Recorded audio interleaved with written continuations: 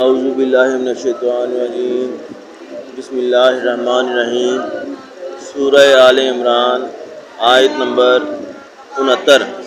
ودت طائفات من اہل الکتاب لو یضلونکم ما یضلون الا انفسهم وما یشعرون۔ اے اہل اسلام، بہت سے اہل کتاب اس بات کی خواہش رکھتے ہیں کہ تم کو گمراہ کر دیں، مگر یہ تم کو کیا گمراہ کریں گے، اپنے آپ کو ہی گمراہ کر رہے ہیں اور وہ نہیں جانتے۔ بسم اللہ الرحمن الرحیم۔ سورہ آل عمران آیت نمبر 70۔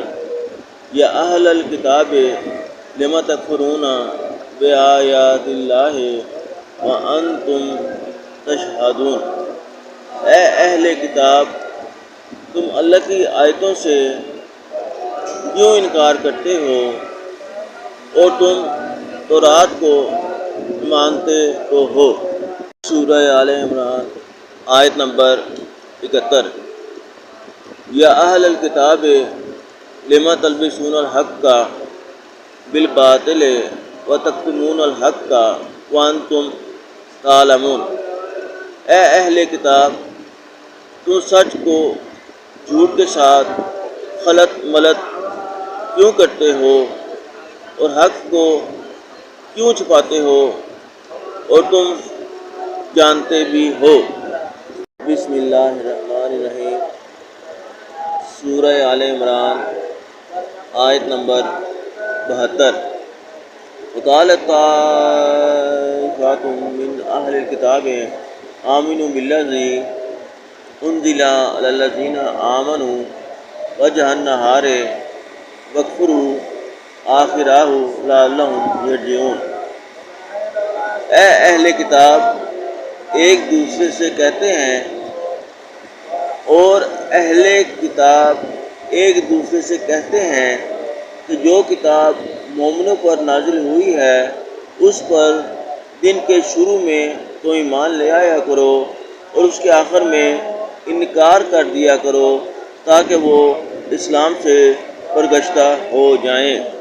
بسم اللہ الرحمن الرحیم۔ سورہ آل عمران آیت نمبر 73۔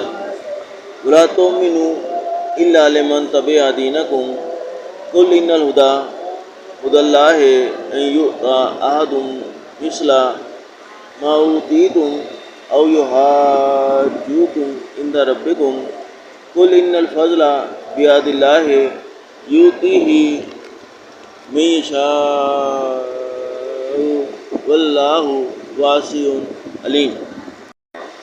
اور اپنے دین کے پیروں کے سوا کسی اور کے قائل نہ ہونا۔ اے پیغمبر صلی اللہ علیہ وآلہ وسلم، کہہ دو کہ ہدایت تو اللہ ہی کی ہدایت ہے۔